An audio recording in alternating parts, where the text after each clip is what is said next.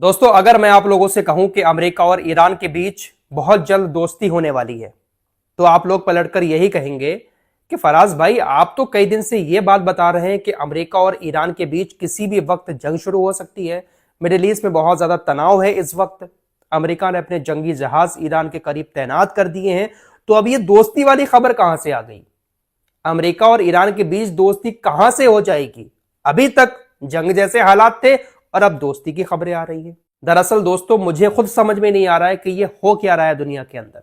दुनिया के ये जो बड़े बड़े नेता हैं, ये दुनिया का बॉस बनने के चक्कर में पूरी दुनिया को घुमाए जा रहे हैं।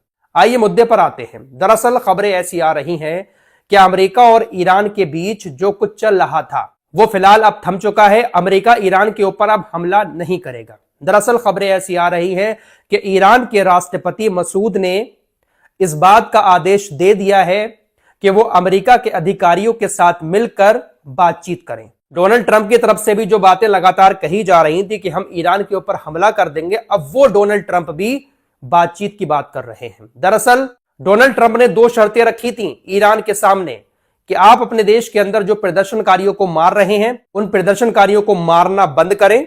दूसरी शर्त यह थी कि आप परमाणु मामले पर हमसे बातचीत करें। डोनाल्ड ट्रंप की तरफ से सोशल मीडिया पर पोस्ट करके इस बात की जानकारी दी गई कि ईरान ने अपने देश के अंदर अब प्रदर्शनकारियों को मारना बंद कर दिया है, इसलिए हम ईरान के ऊपर अब हमला नहीं करेंगे।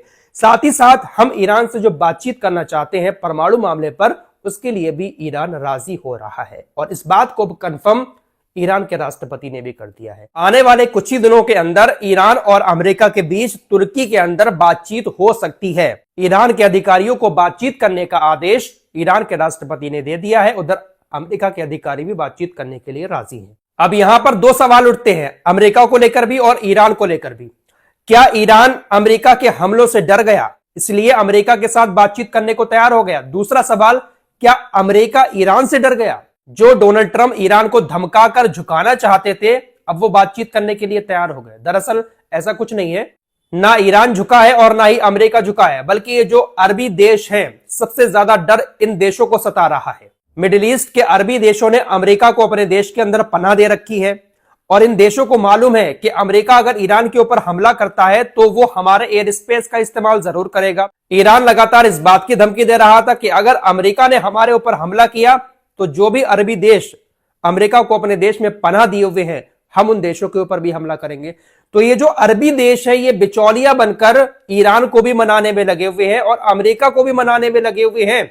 इसीलिए तुर्की के अंदर अब बातचीत के लिए दोनों को राजी किया गया है। अमेरिका और ईरान के अधिकारी आपस में मिलकर बातचीत करेंगे और हो सकता है कि यहां से दोस्ती की शुरुआत हो जाए, क्योंकि मिडिल ईस्ट के अंदर अमेरिका बिना अरबी देशों के सपोर्ट के कुछ भी नहीं है। जब तक अरब देश सपोर्ट नहीं करेंगे, तब तक अमेरिका ईरान के ऊपर हमला नहीं कर सकता। सिर्फ इजराइल के साथ मिलकर अगर अमेरिका चाहे हमला कर दे, अमेरिका नहीं कर सकता।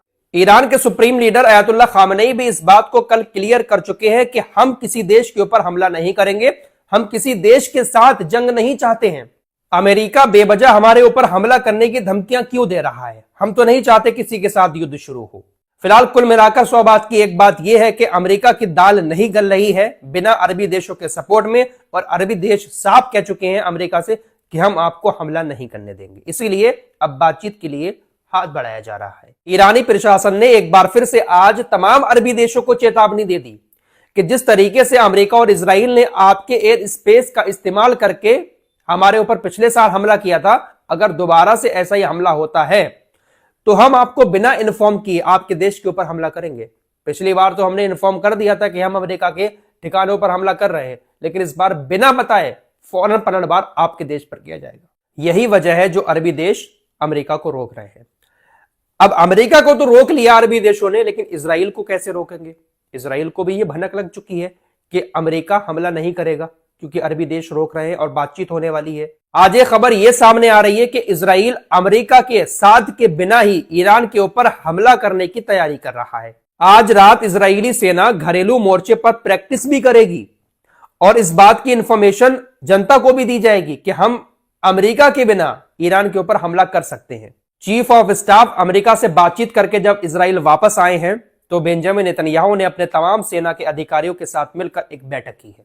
तो अमेरिका के बिना भी इजराइल ईरान के ऊपर हमला करने की तैयारी कर रहा है। क्योंकि सबसे ज्यादा दिक्कत जो है वो मिडिल ईस्ट में इजराइल को ही ईरान से है।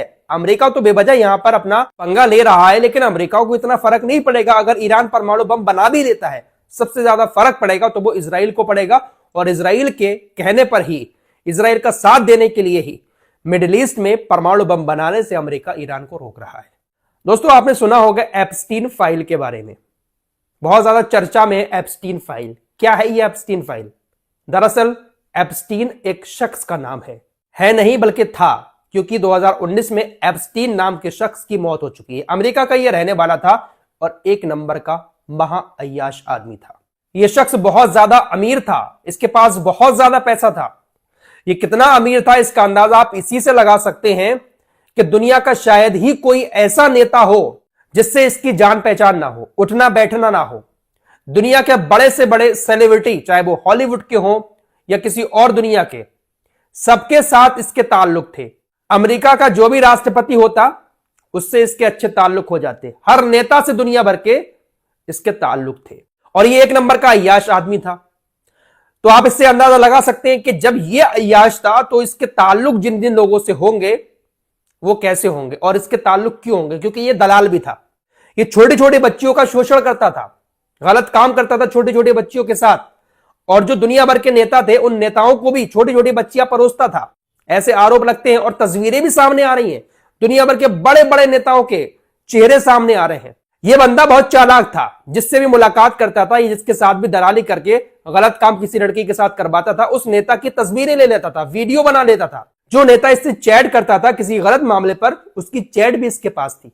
इन्हें सब कुछ सेव करके रखा हुआ था। वही चीजें अब पब्लिश हो रही हैं। एप्स्टीन फाइल जो सामने आ रही है, उस एप्स्टीन फाइल में दुनिया के ऐसे ऐसे नेताओं के नाम सामने आ रहे हैं, अय्याशी के कारनामे सामने आ रहे हैं, जिसको सुनने के बाद आप लोग भी हैरान रह जाएंगे। ऐसे ऐसे नेता जो दुनिया को पाठ पढ़ाते हैं इंसानियत का, बड़े अच्छे बनते हैं दुनिया की नजर में, और ऐसी ऐसी अय्याशियां की हैं जिसको बताना भी मुश्किल है। तो एप्स्टीन जो था वो ऐसे ही हर नेता के सबूत जो है अपने पास रखकर उनके साथ अय्याशियां किया करता था। लेकिन इसने 2019 में अपने आप को खत्म कर लिया, जेल में इसको बंद किया गया था। एक मामले में इसको पकड़ लिया गया बच्ची के साथ गलत काम करने के लिए। फिलहाल इसने अपने आप को मार दिया।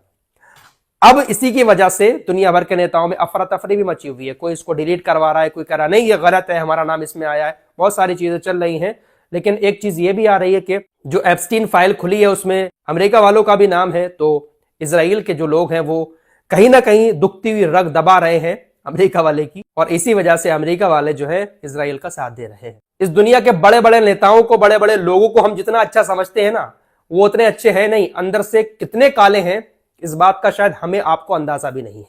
इस रिपोर्ट में इतना ही। कुछ और खबरों के साथ फिर हाजिर होऊंगा। अपना ख्याल रखिएगा। अल्लाह हाफिज।